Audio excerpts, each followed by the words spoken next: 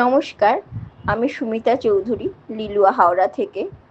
সবাইকে বাংলার নববর্ষ 1433-এর আন্তরিক প্রীতি, শুভেচ্ছা ও অভিনন্দন জানাই। বড়দের জানাই প্রণাম ও ছোটদের প্রতি রইল আমার অফুরান ভালোবাসা। নববর্ষকে বরে নেওয়ার জন্য আমার একটি স্বরচিত কবিতা আজ পাঠ করছি। বাঙালির নববর্ষ। গ্রীষ্মের খরতাপ ম্লান হয়ে যায় নববর্ষের বাঙালিয়ানায়। রবি ঠাকুরের গানে বৈশাখকেই সাদরে ভরে উৎসব মুখর হয় বাঙালি আপন শিকড়ের টানে জুড়ে। মঙ্গল ঘট ভরে ঘরে ঘরে মঙ্গল কামনায়, বরণডালা সাজে নতুন বছরের অভ্যর্থনায়।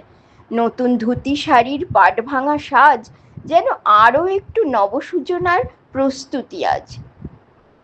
যা কিছু জীর্ণ যাপনকে পিছনে ফেলে আবারও নতুন স্বপ্নে উড়ান দেয় পাখা মেলে।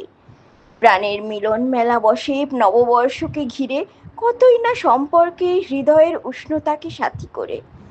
নতুনের আবাহনে কণ্ঠে জাগে মঙ্গল গীত, আনন্দ জলসায় এ যেন এক খুশির রীত। হে নববর্ষ, সব গ্লানি কলুষতাকে রেখো তুমি দূরে, শুভ হয়ে এসো, ভালোবাসার উষ্ণ পরশে রেখো সকল হৃদয় ভরে। নমস্কার।